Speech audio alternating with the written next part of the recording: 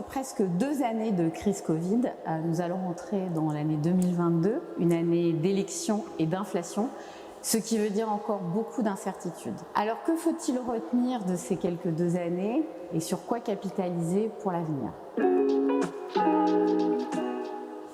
On a entendu tout et son contraire sur le Covid lui-même et la gestion de cette crise, ce qui a entraîné beaucoup de défiance et de suspicion. On sent un vrai besoin de fiabilité dans l'information. Dans une année d'élection présidentielle, il va y avoir vraiment un enjeu de fact-checking et de fiabilité de l'information.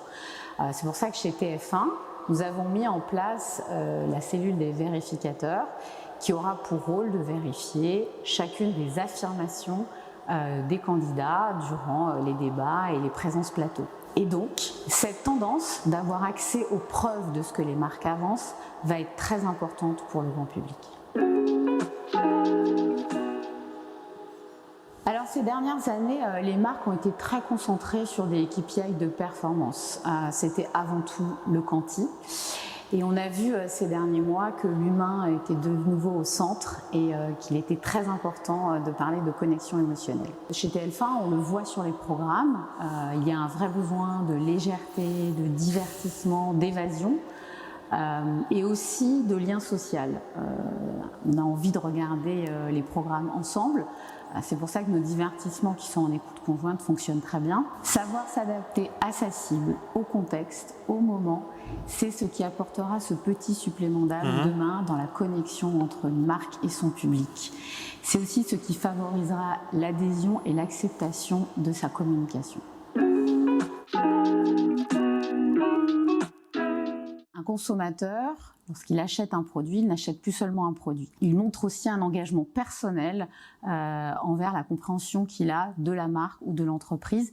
C'est presque un vote de confiance. Là encore, on a vu de jolies choses pendant la crise, notamment sur les marques qui ont pris le parti d'utiliser leur temps et argent de communication pour remercier les soignants, par exemple, ou pour faire des appels aux dons pour des associations qui en avaient besoin.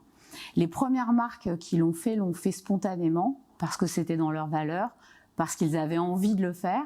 Après, on a vu pas mal de suiveurs, mais les marques qui l'ont fait en premier parce que c'était dans leurs valeurs, les consommateurs le comprennent et ont vraiment adhéré et retenu cet effort-là. Alors au final, que retenir dans ce reshape dans un monde incertain ? Pour moi, il y a un rééquilibrage entre le branding et la performance. Comme je le disais, on a beaucoup parlé des KPI et du quanti. Et là, clairement, on voit que l'humain revient au centre.